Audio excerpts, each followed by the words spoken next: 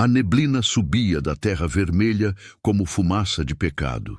Era março de 1874, e a fazenda Santa Teresa dos Alvarenga acordava sob o peso de segredos que já não cabiam entre suas paredes de pau a pique.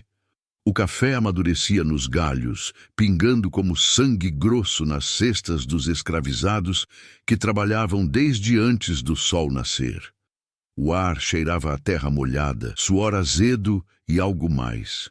Algo podre que vinha da casa grande. Dona Mariana Alvarenga estava na varanda dos fundos, vestida de cetim verde garrafa que contrastava com sua pele tão branca que parecia doente. Aos 32 anos, ela ainda mantinha a postura ereta que aprendera no colégio interno de Paris. Mas seus olhos verde-cinza carregavam uma frieza que fazia até as mucamas mais antigas desviarem o olhar. Ela observava Januário dirigir a turma de colheita com aquela autoridade natural que irritava os outros feitores brancos. Ele era alto, de ombros largos, pele cor de cobre queimado e olhos castanhos tão claros que pareciam mel contra a luz. Usava botas de couro gastas e um chicote enrolado no cinto, mas todos sabiam que ele raramente precisava usá-lo. Sua voz bastava. "Mais rápido, cambada! O patrão quer as sacas prontas antes da Semana Santa!" gritou ele, e sua voz ecoou pelo cafezal como um trovão distante. Mariana sentiu o arrepio familiar subir pela espinha. Não era medo. Era algo que ela aprendera a reconhecer havia muito tempo, algo que a fazia sentir-se viva numa casa onde tudo já estava morto.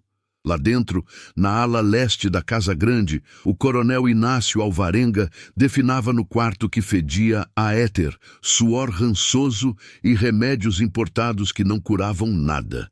Ele tinha 49 anos, mas parecia ter 70. A sífilis o consumia havia uma década. Herança de suas temporadas no Rio de Janeiro, nos bordéis da Rua do Ouvidor que ele frequentava quando jovem. Agora, as feridas em seu corpo se recusavam a fechar. Sua mente alternava entre lucidez afiada e delírios febris, e seu ódio por Mariana crescia como um tumor maligno.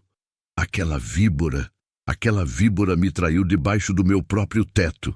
Ele murmurava para o padre Augusto, que vinha todas as manhãs tentar salvar sua alma. 9 vezes, padre, 9 abominações que ela pariu.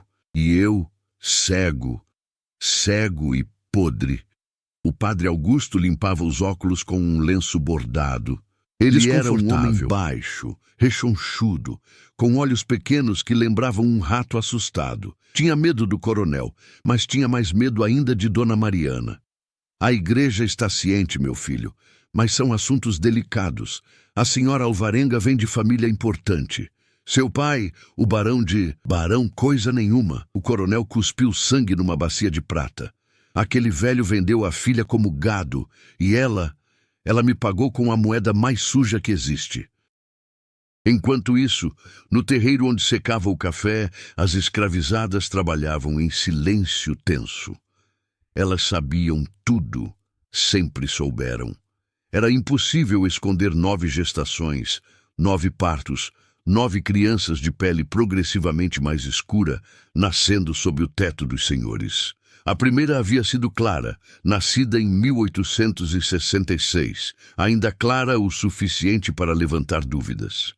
Mas depois vieram Vicente, Joaquim, Rosa, os gêmeos Antônio e Paulo, Maria das Dores, Benedita e, por fim, o pequeno João, nascido apenas 6 meses atrás, com a pele tão escura quanto a do próprio Januário. "A sinhá perdeu até a vergonha na cara", sussurrava tia Firmina, a cozinheira mais antiga, enquanto pilava milho. Antigamente, pelo menos, ela fingia. Agora anda de cabeça erguida como se fosse rainha da França. "Cala a boca, Firmina", cortou Benedita, uma mucama jovem de olhos espertos. "Você acha que ela tem vergonha? Aquela mulher não sente nada. Olho de cobra, coração de pedra." Mas elas estavam erradas. Mariana sentia sim, sentia cada olhar de desprezo, cada sussurro nas missas, cada silêncio que se instalava quando ela entrava nas reuniões da Sociedade de Valença. Ela sentia e desprezava aquilo tudo com uma intensidade que a queimava por dentro. A verdade é que Mariana Alvarenga nunca pediu para se casar com o Coronel Inácio. Ela tinha 17 anos, quando seu pai, o Barão de Queluz, a vendeu em casamento para saldar dívidas de jogo. Inácio tinha 34, era rico, brutal e já carregava a doença que o mataria. A lua de mel foi um pesadelo de dor e humilhação. Os anos seguintes, uma prisão de luxo onde ela era esposa, anfitriã, objeto decorativo, mas nunca pessoa. Januário chegou à fazenda em 1865, comprado num leilão em Vassouras. Era filho de uma escravizada com um senhor de engenho falido, portanto, tecnicamente livre, mas sem documentos que provassem. O coronel o comprou por bom preço e o fez feitor por ser alfabetizado e ter sangue de branco. Foi um erro que custaria tudo. Aliás, fala aí nos comentários de qual cidade você está vendo este vídeo. O primeiro encontro de Mariana e Januário não foi romântico. Foi no depósito de ferramentas, numa tarde sufocante de fevereiro, quando ela procurava um alicate para consertar uma moldura. Ele estava organizando as foices. Seus olhos se cruzaram, e algo naquele olhar, desafio, reconhecimento, uma centelha de humanidade que ela não via há anos. Mudou tudo. Não foi amor. Pelo menos não no começo. Foi necessidade. Foi raiva. Foi a única forma de sentir-se viva numa existência que a sufocava. Os encontros começaram clandestinos, rápidos, carregados de perigo e proibição. Mas com o tempo, algo mais profundo se instalou. Januário a tratava como igual. Discutia política, filosofia, falava sobre os livros que roubava da biblioteca do coronel. E Mariana, pela primeira vez na vida, se sentia vista. A primeira gravidez foi um choque. A segunda, uma declaração. Da terceira em diante foi guerra. O coronel sabia. É claro que sabia. Mas expor o escândalo significaria admitir publicamente que havia sido traído por um mulato sob seu próprio teto. Uma humilhação pior que a própria traição. Então, ele engolia o veneno diariamente, permitindo que as crianças crescessem na Casa Grande, tratadas como órfãs acolhidas pela bondade cristã da Sinhá. Uma mentira que convencia apenas os tolos. Mas agora, em março de 1874, o coronel estava morrendo de verdade. E homens moribundos são perigosos, porque não tem mais nada a perder. Padre Augusto, ele chamou, a voz fraca, mas carregada de determinação venenosa. Quero fazer uma confissão, uma que ficará registrada, e quero o tabelião Rodrigues aqui amanhã. Vou reconhecer publicamente a bastardia desses 9 demônios. Vou amaldiçoar essa mulher diante de Deus e dos homens, e vou garantir que ela não veja um único conto de réis da minha herança. O padre engoliu seco. Senhor coronel, pense bem. O escândalo já existe, padre. Eu só vou dar nome a ele. Do lado de fora, Mariana observava Januário gritar ordens para os escravizados. Ela não sabia ainda que a guerra que se aproximava não seria apenas entre ela e o marido moribundo. Seria contra a igreja, contra a coroa, contra a sociedade inteira. E que quando tudo terminasse, não sobraria nada, nem Casa Grande, nem nome, nem futuro. Mas sobrariam 9 crianças. E isso, para Mariana Alvarenga, valia qualquer inferno. Se essas histórias ocultas do Brasil te arrepiam, inscreva-se no canal para acompanhar outras que a história oficial tentou esconder. O que o coronel Inácio faria no dia seguinte mudaria tudo e mancharia o nome dos Alvarenga para sempre. O amanhecer de 14 de março chegou com um céu cor de chumbo e o cheiro de chuva presa no ar. A fazenda Santa Teresa acordou diferente naquela quinta-feira. Havia uma tensão elétrica que fazia até os animais ficarem inquietos. Os cavalos relinchavam nervosos nas cocheiras. As galinhas se recusavam a sair do poleiro. E o galo velho do terreiro cantou 3 vezes seguidas antes do sol nascer. O que tia Firmina jurou ser presságio de desgraça. O tabelião Rodrigues chegou às 8 da manhã, montado num cavalo baio e carregando uma maleta de couro pesada. Era um homem magro, de bigode fino e olhos desconfiados, conhecido em Valença por sua discrição e por cobrar caro por ela. Vinha acompanhado de 2 funcionários do cartório que serviriam como testemunhas. O padre Augusto já estava lá, rezando baixinho no corredor que levava ao quarto do coronel. "Bom dia, padre. O coronel está lúcido?" perguntou Rodrigues, tirando o chapéu e limpando o suor da testa, apesar do frio úmido da manhã. "Lúcido e determinado", respondeu o padre com voz amarga. "Tentei dissuadi-lo durante a noite inteira. Ele não me ouviu. Diz que prefere morrer com a consciência limpa, mesmo que suje o nome da família inteira." Rodrigues assentiu, conhecedor dos paradoxos da moral cristã dos ricos. Ele havia redigido testamentos cruéis antes, mas algo no tom do padre o deixou apreensivo. Dentro do quarto fétido, o coronel Inácio estava sentado na cama, apoiado em almofadas amareladas pelo suor. Tinha os olhos fundos, mas brilhantes, as mãos trêmulas, mas firmes na determinação. Usava uma camisa de linho branca, que não conseguia esconder as feridas que manchavam seu pescoço. Ao seu lado, sobre a mesinha de cabeceira, uma garrafa de láudano pela metade e uma Bíblia encadernada em couro. "Podem entrar", ele disse, e sua voz surpreendeu pela clareza. "Quero que tudo seja registrado, cada palavra." Rodrigues se aproximou, abriu a maleta e tirou papel timbrado, tinteiro, penas. Os 2 funcionários se posicionaram ao fundo da sala, desconfortáveis, com o cheiro de morte e remédio. "Coronel Inácio Eulálio dos Santos Alvarenga", começou o tabelião com voz formal. "Confirma que está em pleno domínio de suas faculdades mentais e deseja fazer uma declaração testamentária na presença destas testemunhas?" "Confirmo. E quero que conste também uma confissão pública, a ser registrada em cartório e enviada aos jornais de Valença e do Rio de Janeiro." O padre Augusto fechou os olhos, derrotado. Rodrigues apenas acenou com a cabeça e molhou a pena no tinteiro. "Pode começar, senhor." O coronel respirou fundo e, quando falou, foi com a voz de um homem que finalmente soltava um veneno guardado por anos. "Eu, coronel Inácio Eulálio dos Santos Alvarenga, em meu perfeito juízo e diante de Deus, reconheço publicamente que as 9 crianças criadas sob meu teto, sob o pretexto de caridade, não são órfãs, nem afilhadas, nem obras de misericórdia cristã. São fruto da fornicação adulterina entre minha esposa, Dona Mariana Teresa de Queluz Alvarenga, e o feitor Januário Tibúrcio da Silva, homem pardo, livre de fato, mas escravo de registro, pertencente a esta fazenda."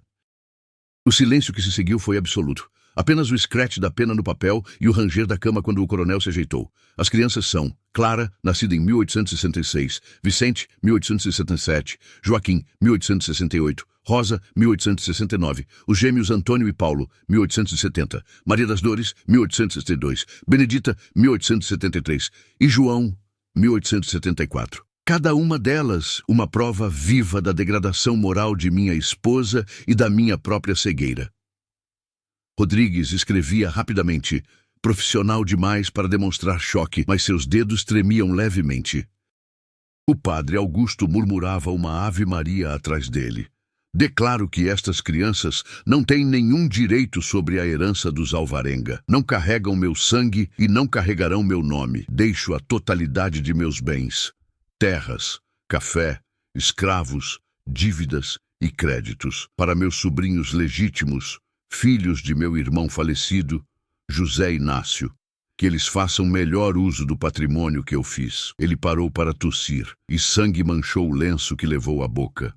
E por fim, diante deste padre e deste tabelião, amaldiçoou Mariana Teresa de Queluz Alvarenga, que ela viva o resto de seus dias com a marca da vergonha, que seja expulsa da igreja, que seu nome seja esquecido e que Deus tenha misericórdia de sua alma, porque eu não tenho.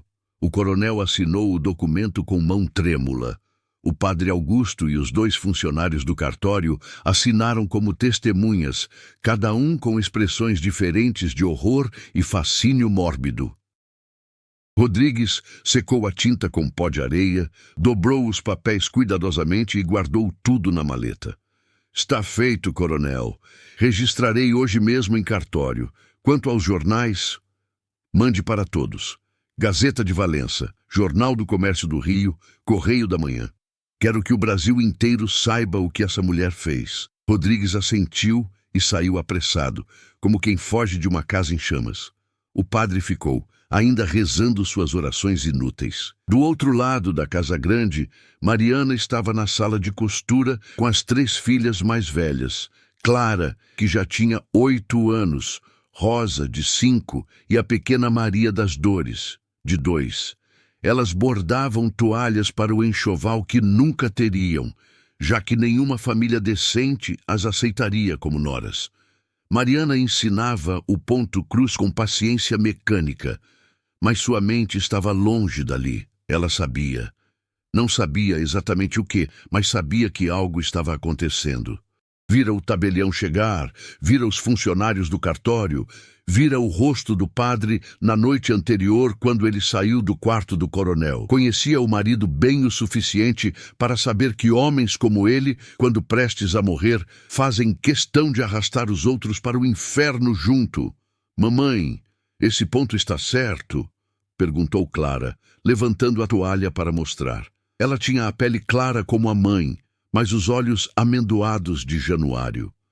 Está lindo, minha filha. Continue. Benedita, a mucama que cuidava das crianças, entrou apressada na sala com os olhos arregalados. Sinhá, o tabelião está indo embora. E dizem que ele levou um documento do coronel. Mariana nem piscou. Obrigada, Benedita. Pode se retirar.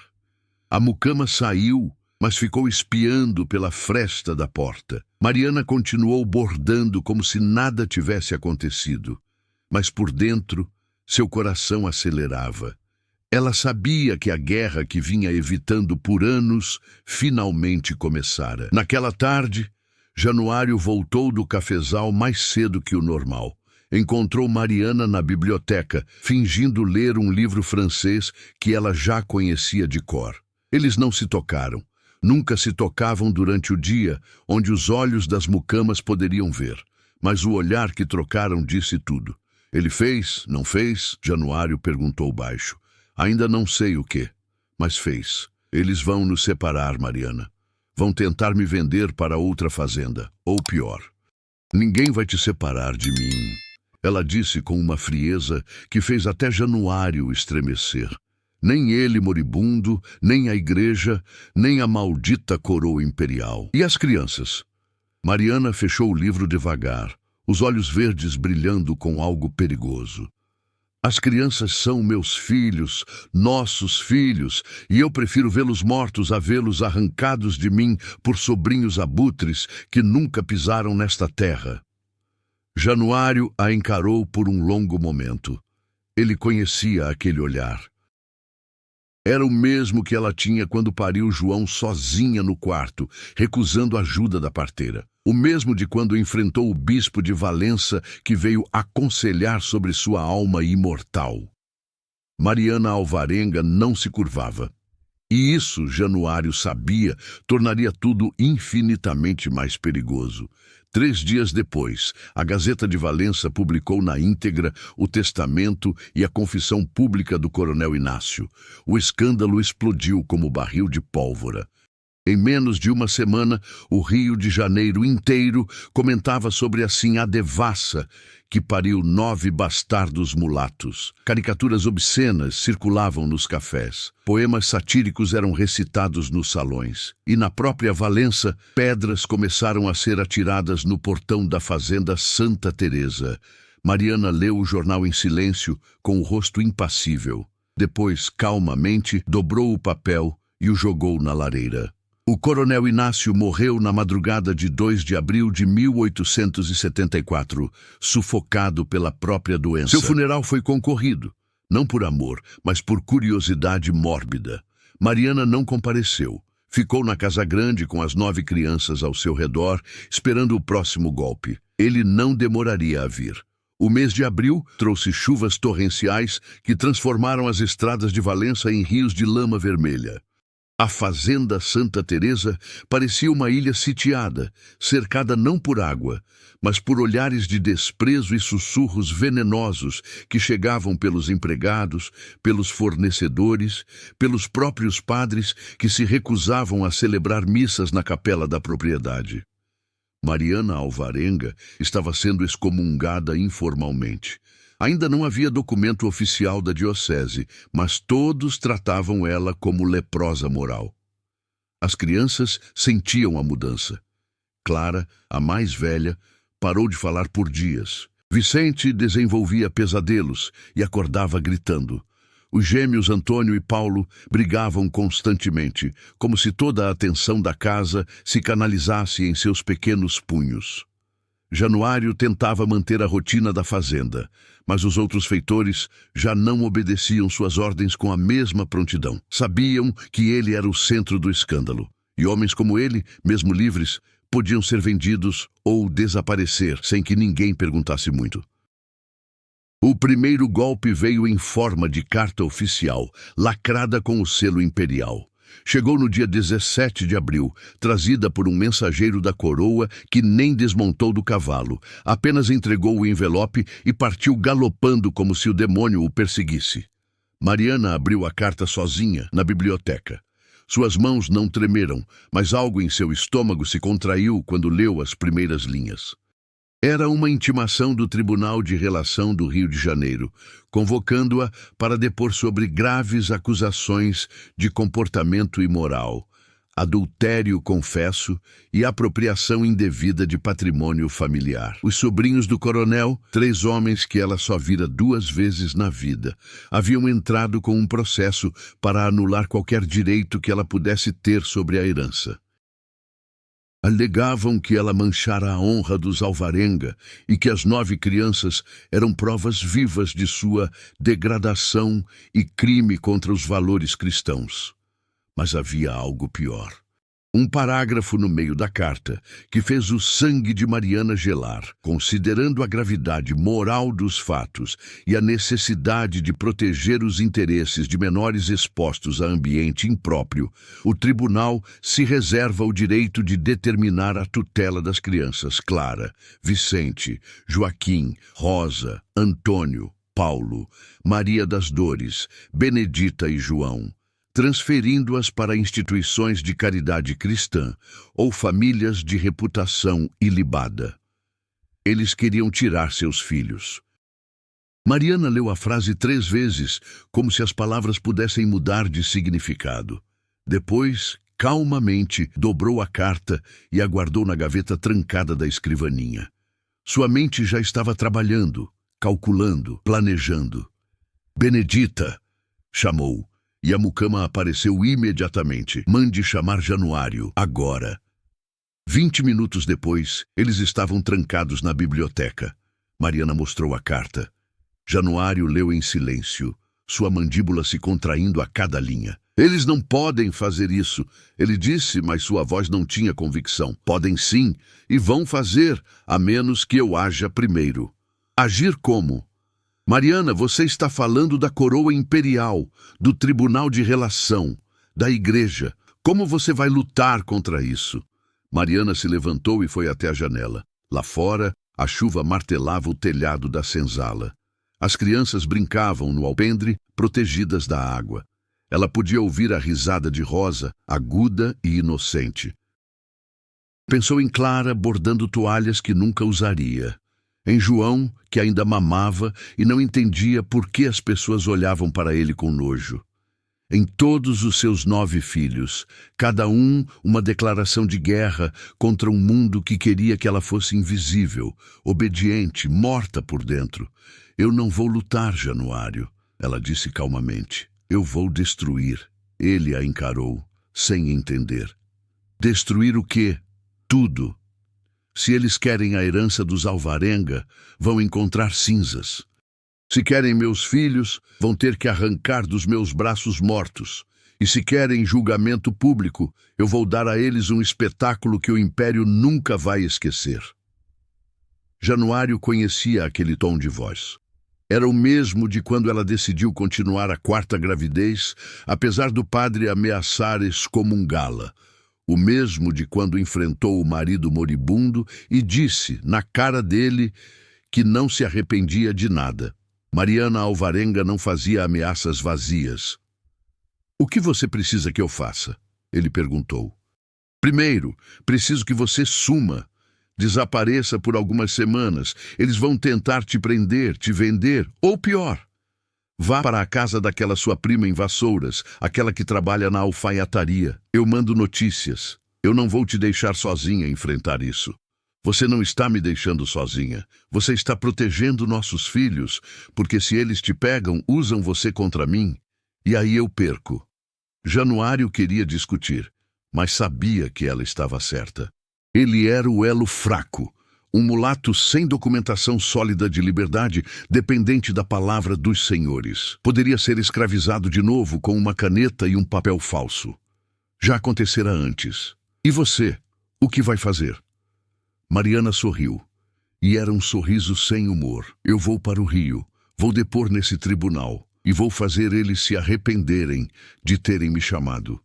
Januário partiu naquela mesma noite, a cavalo, levando apenas uma trouxa de roupas e dinheiro que Mariana lhe dera. Antes de partir, beijou cada um dos 9 filhos, um por um, demoradamente, como se gravasse o rosto deles na memória. Clara chorou e se agarrou à perna dele. Vicente fez cara de homem sério, tentando ser forte. João apenas balbuciou. "Papá", pela primeira vez, e Januário teve que virar o rosto para esconder as lágrimas. "Volta, pai", Rosa pediu, agarrando sua mão. "Promete que volta." "Eu prometo, minha filha." Foi a última vez que as crianças o viram. 3 dias depois, Mariana Alvarenga embarcou numa carruagem puxada por 4 cavalos rumo ao Rio de Janeiro. Levava apenas uma mala de roupas, documentos e uma pequena caixa de madeira trancada que nem Benedita sabia o que continha. As crianças ficaram sob os cuidados de tia Firmina e das mucamas mais antigas, com ordens estritas de não deixarem ninguém entrar na propriedade. A viagem durou 2 dias por estradas lamacentas. Mariana viajou em silêncio, os olhos fixos na paisagem que desfilava pela janela.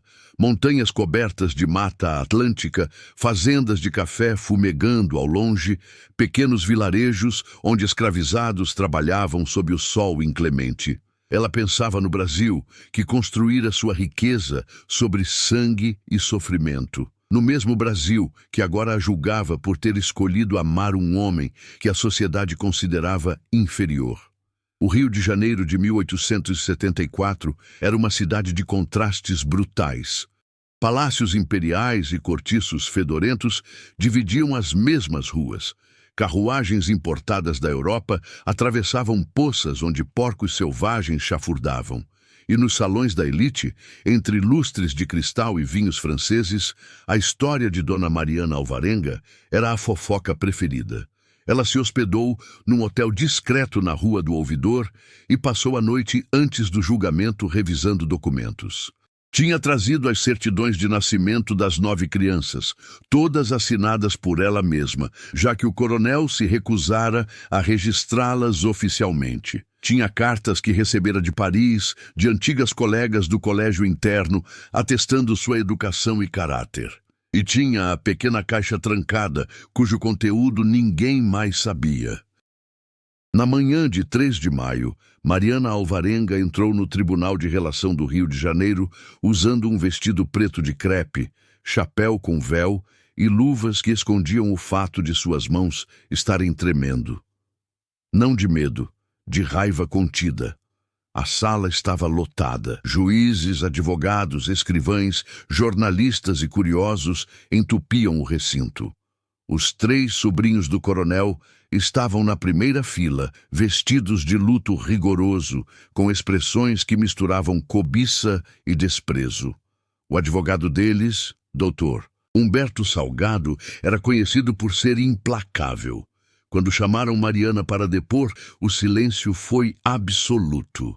Ela caminhou até o estrado com a cabeça erguida, sem pressa, e jurou sobre a Bíblia, embora todos soubessem que aquilo era pura formalidade. Dona Mariana Teresa de Queluz Alvarenga, começou o juiz, um homem idoso de barba branca e olhos cansados. A senhora foi convocada para responder às acusações de adultério confesso, apropriação indevida de patrimônio e exposição de menores a ambiente impróprio. Tem algo a declarar antes que os autos sejam lidos? Mariana respirou fundo, e quando falou, sua voz ecoou pela sala com uma clareza cortante. Tenho sim, excelência. Eu não vim aqui para me defender, vim para confessar. Um murmúrio percorreu a sala. O juiz franziu a testa. Confessar? Sim, confessar que tudo que dizem sobre mim é verdade. E então, Mariana Alvarenga fez algo que ninguém esperava. Ela sorriu. O silêncio que se seguiu foi tão profundo que o rangido das cadeiras parecia trovão. Jornalistas se inclinaram para a frente, penas suspensas sobre os blocos de notas.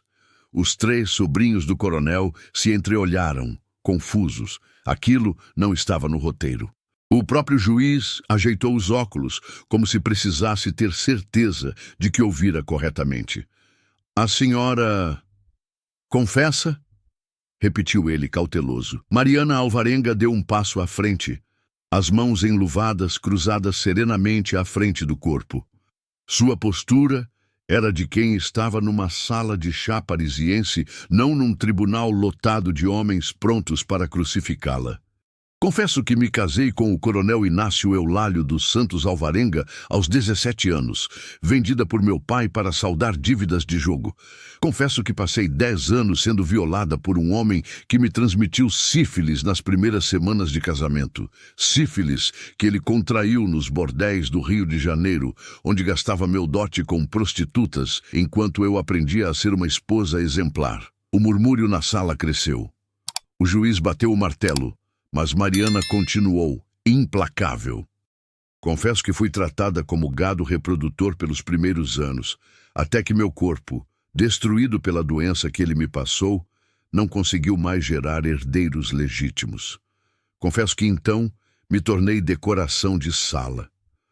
Algo bonito para mostrar em bailes, mas inútil para o único propósito que mulheres como eu existem para homens como ele. Parir filhos de sangue puro. Senhora Alvarenga, por favor, contenha-se. Confesso que encontrei, em Januário Tibúrcio da Silva, a única humanidade que conheci desde que saí de Paris. Um homem que me tratava como pessoa, não como propriedade. Um homem que discutia filosofia, política e literatura comigo, enquanto meu marido legítimo discutia apenas quanto valeria a próxima safra de café regada com sangue de escravos. O advogado dos sobrinhos se levantou, vermelho de indignação. Excelência, isso é um escárnio. A ré está transformando um tribunal em palco para suas obscenidades. Quieto!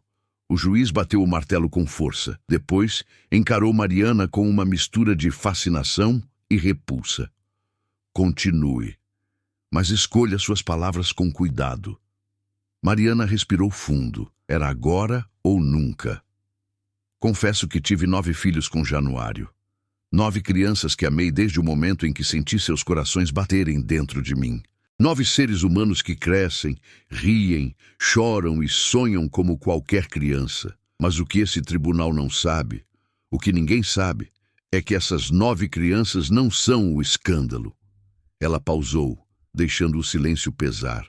O escândalo é que vocês, senhores respeitáveis da coroa imperial, permitem que homens doentes e cruéis escravizem outros seres humanos, estuprem mulheres sem consequência e vendam suas próprias filhas como animais de criação. O escândalo é que eu estou aqui sendo julgada por ter amado alguém, enquanto senhores de escravos enchem esta mesma sala e ninguém questiona quantas Marianas eles destroem em suas fazendas.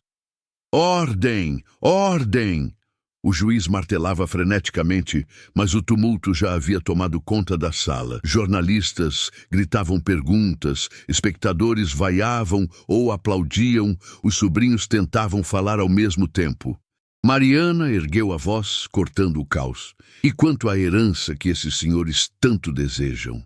Quanto à fazenda Santa Teresa, que moveu esta farsa de julgamento? Eu tenho uma notícia para vocês. Ela abriu a pequena bolsa que carregava e tirou um papel oficial, com carimbos e selos. Estendeu-o ao juiz.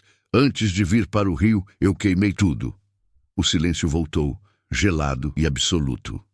A casa grande, os livros de contabilidade, os registros de propriedade, as escrituras de escravos, os contratos de fornecimento, tudo. Não sobrou nada além de cinzas e pedra. A herança pela qual esses abutres batem no portão não existe mais. O mais velho dos sobrinhos, um homem gordo de suíças grisalhas, se levantou tropeçando na cadeira. Mentira! Isso é impossível! Uma propriedade daquele tamanho não queima assim. Mariana o encarou com desdém. Não queimou sozinha. Eu incendiei. Sala por sala, arquivo por arquivo. As mucamas e os escravizados tiveram ordem de sair. Ninguém se feriu. Mas a casa grande dos Alvarenga agora é apenas uma cicatriz preta na terra vermelha de Minas Gerais. Ela disse isso como quem comenta o clima. O tribunal explodiu em absoluto caos. O juiz tentou retomar o controle, ameaçando esvaziar a sala. Levou 15 minutos até que o tumulto diminuísse o suficiente para ele conseguir falar. Senhora Alvarenga, a senhora está me dizendo que cometeu incêndio criminoso? Estou dizendo que queimei minha própria casa. Os senhores podem verificar. A propriedade estava no meu nome desde a morte do coronel. Eu tinha o direito. O advogado dos sobrinhos bufava de raiva. Isso é destruição de patrimônio. É crime contra os herdeiros legítimos. Que herdeiros? Mariana abriu os braços, teatral. Meus 9 filhos, porque segundo o testamento do coronel, eles não têm direito a nada. E segundo os senhores, eu também não. Então que patrimônio foi destruído? O de fantasmas? O juiz esfregou o rosto com as mãos, exausto. Aquele caso estava fugindo completamente do controle. Ele sabia que a história já estava nos jornais de tarde, que seria manchete no Brasil inteiro, que o império ficaria envergonhado internacionalmente. Uma sinhá que não apenas admitia adultério, mas defendia seu amante mulato, acusava o sistema escravocrata e ainda queimava a própria fazenda, era um pesadelo político. Onde estão as crianças agora? Ele perguntou, tentando recuperar algum controle. Em lugar seguro, longe de vocês. A senhora precisa entregar a guarda delas. O tribunal determinou que... O tribunal não determina nada sobre meus filhos. Mariana cortou, a voz afiada como lâmina. Porque eu não vou entregar. Podem me prender, me exilar, me matar se quiserem, mas não verão minhas crianças. O juiz suspirou pesadamente. Sabia que estava perdido. Se a prendesse, ela viraria mártir. Se a absolvesse, seria escândalo. Não havia saída limpa. O tribunal vai reconsiderar. Sessão adiada por tempo indeterminado. Mas Mariana ainda não havia terminado. Mais uma coisa, Excelência. Ela abriu a pequena caixa de madeira que trouxera e tirou um maço de cartas amareladas amarradas com fita vermelha. Estas são correspondências entre meu falecido marido e seus sócios comerciais. Nelas, vocês encontrarão evidências de contrabando de escravos africanos, mesmo após a lei Eusébio de Queiroz. Encontrarão nomes de juízes, políticos e até membros da corte imperial envolvidos. Encontrarão registros de assassinatos de escravizados rebeldes, documentados como perdas naturais. E encontrarão, principalmente, a verdadeira face dos homens que hoje me julgam por ter amado. Ela jogou as cartas sobre a mesa do juiz. Podem me condenar, mas eu levo metade da aristocracia mineira comigo. O silêncio que se seguiu foi de puro terror, porque todos na sala sabiam que ela não estava blefando. Mariana Alvarenga saiu do tribunal escoltada por guardas, não porque fosse prisioneira, mas porque a multidão lá fora queria linchá-la, ou beatificá-la, dependendo de quem perguntasse. Havia mulheres aplaudindo, homens vaiando, padres gritando blasfêmias, abolicionistas cantando hinos de liberdade. O Rio de Janeiro nunca vira nada igual. Ela foi presa preventivamente naquela mesma noite, não por crime confesso, mas por ameaça à ordem pública. Foi levada para uma cela no presídio da corte, limpa mas isolada. Passou 3 dias ali, sem visitas, sem notícias das crianças, sem saber se Januário estava vivo ou morto. No 3º dia, um guarda trouxe um jornal. A manchete dizia: incêndio na fazenda Santa Teresa confirmado. Autoridades investigam ligação com declarações de Dona Mariana. Sobrinhos movem ação de indenização. Império considera exílio forçado. Mas havia uma notinha menor no canto inferior da página, que fez o coração de Mariana disparar. Januário Tibúrcio da Silva, feitor acusado no escândalo Alvarenga, teria sido visto embarcando em Vassouras com destino desconhecido. Autoridades oferecem recompensa por informações. Ele fugira. Estava vivo e livre. Mariana sorriu sozinha naquela cela fria. Pela primeira vez em semanas, permitiu-se chorar, não de tristeza, mas de um alívio devastador. Ela perdera tudo, nome, propriedade, futuro, mas salvara o que importava. Ainda não sabia, porém, que a maior tempestade estava apenas começando. Mariana Alvarenga passou 17 dias presa, não em cela comum, mas numa ala especial do presídio da corte, reservada para prisioneiros de classe alta que cometiam crimes contra a moral. Era um eufemismo, uma cela com cama de verdade, janela com grades douradas e comida que não tinha gosto de papelão. Mas prisão era prisão, e as paredes a sufocavam tanto quanto barras de ferro.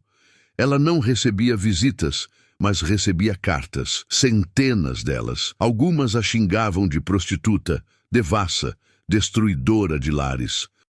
Outras a chamavam de heroína, mártir, a primeira mulher brasileira a escolher a si mesma. Mariana não respondia nenhuma. Apenas lia, dobrava cuidadosamente e guardava num canto da cela. Um dia, pensou, aquelas cartas contariam uma história que os livros oficiais se recusariam a registrar. No 17º dia, o carcereiro abriu a porta de sua cela às 6 da manhã. Levanta, você foi solta. Mariana sentou-se na cama desconfiada. Solta? Por quê? Não sei e não me importa. Ordens da coroa. Tem alguém esperando lá fora. Ela se vestiu rapidamente, com o mesmo vestido preto que usara no tribunal, agora amarrotado e desbotado. Amarrou o cabelo num coque apertado, lavou o rosto na bacia de metal frio e seguiu o guarda pelos corredores úmidos do presídio. Quando chegaram ao portão externo, a luz do sol da manhã a cegou por um momento, e então ela viu. Tia Firmina estava ali, usando seu melhor vestido de chita, segurando João no colo. Ao lado dela, as 8 crianças mais velhas, apertadas umas contra as outras, com olhos arregalados e assustados. Clara tinha chorado tanto que o rosto estava inchado. Vicente segurava a mão de Rosa, que não soltava os gêmeos. Maria das Dores agarrava a saia de Benedita. Mamãe! Clara gritou e correu. Mariana caiu de joelhos ali mesmo, no chão de pedra suja, e abraçou a filha com uma força que parecia querer fundi-las numa pessoa só. As outras crianças correram também, e em segundos ela estava cercada, coberta de abraços, beijos, choro e perguntas desesperadas. Onde você estava? Cadê papai? Por que demoraram tanto? As vozes se misturavam, infantis e quebradas pelo medo. Estou aqui, meus amores. Mamãe está aqui agora. Tia Firmina se aproximou, os olhos vermelhos, mas a expressão firme. Sinhá, nós não tinha onde ficar. A fazenda tá só osso queimado. Os vizinhos não quiseram abrigar. Tamo dormindo na casa da comadre Chica, lá em Valença, mas ela não pode manter nós por muito tempo. Mariana se levantou, ainda segurando João no colo. O bebê a olhava com aqueles olhos castanho claros de Januário, sem entender nada, apenas feliz por estar nos braços da mãe. Vocês fizeram bem em vir para o Rio, não podemos voltar para Valença, não agora. E para onde nós vai, sinhá? Mariana olhou para o céu azul claro da manhã carioca. Pensou nas cartas que recebera na prisão. Numa delas, uma mulher que assinava apenas como M.A., dizia ter uma pensão discreta em Botafogo e que mulheres corajosas eram sempre bem-vindas. Era pouco, era incerto, mas era um começo. Vamos recomeçar, de novo, do zero. As semanas seguintes foram as mais difíceis da vida de Mariana.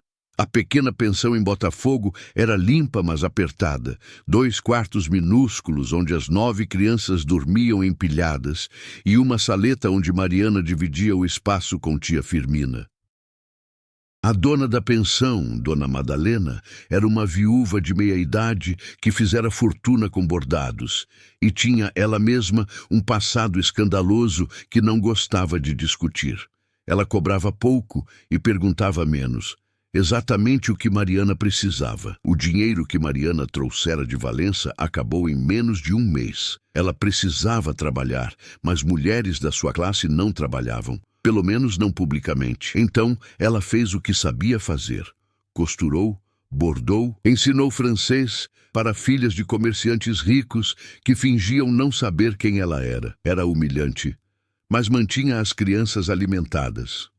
Januário não dava notícias. Mariana não sabia se ele estava vivo, preso, morto ou simplesmente fugido para longe. À noite, deitada no colchão fino, ela se perguntava se ele pensava nelas, se arrependia, se voltaria.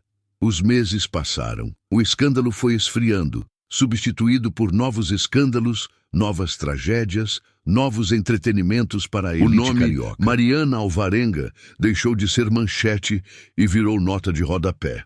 Os sobrinhos do coronel conseguiram um acordo judicial. Ficariam com as terras queimadas da fazenda, que valiam pouco, já que não havia mais estrutura produtiva. Mariana não contestou. Não valia a pena. Mas ela descobriu algo inesperado naqueles meses de pobreza e anonimato.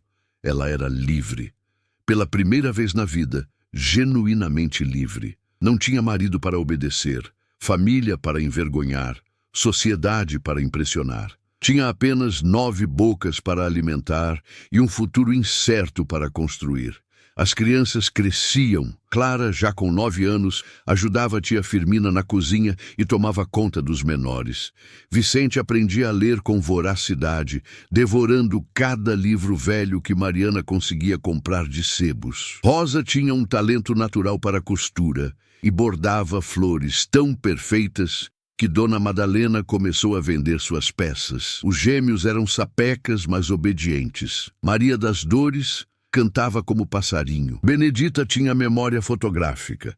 E João, o pequeno João, aprendia a andar agarrado nas saias das irmãs, rindo daquele jeito que fazia até Mariana esquecer o cansaço. Foi num domingo de agosto de 1875, quase 1 ano e meio após o julgamento, que Januário reapareceu. Mariana estava estendendo roupas no varal do quintal quando ouviu Clara gritar. Seu primeiro pensamento foi que alguma criança havia se machucado. Largou o cesto e correu para dentro. e lá estava ele. Mais magro, barbado, com roupas simples de trabalhador rural, mas vivo. Januário Tibúrcio da Silva estava sentado na saleta, cercado pelas 9 crianças que choravam, riam e tentavam subir nele ao mesmo tempo. Tia Firmina estava encostada na parede, secando os olhos com um avental. Os olhos de Mariana encontraram os dele. Não disseram nada por um longo momento. Não precisavam. Pensei que você tivesse morrido, ela disse finalmente, a voz rouca. Pensei o mesmo de você. Ele se levantou, afastando gentilmente as crianças. Caminhou até Mariana. Parou a um palmo dela, perto o suficiente para que ela sentisse o cheiro de terra e viagem. Eu fugi para São Paulo. Trabalhei em lavouras de café, sob nome falso. Juntei dinheiro. E voltei porque não consigo viver sem vocês. Mariana levantou a mão e o esbofeteou. Forte. O som ecoou pela saleta e as crianças ficaram em silêncio, chocadas. 1 ano e meio, Januário. 1 ano e meio sem uma palavra. Sem saber se você estava vivo, criando 9 filhos sozinha, costurando para sobreviver enquanto você juntava dinheiro. Ele não se defendeu, apenas abaixou a cabeça. Eu sei, e sinto muito. Mas se eu tivesse voltado antes, teriam me prendido. Ou pior, precisava esperar o escândalo esfriar.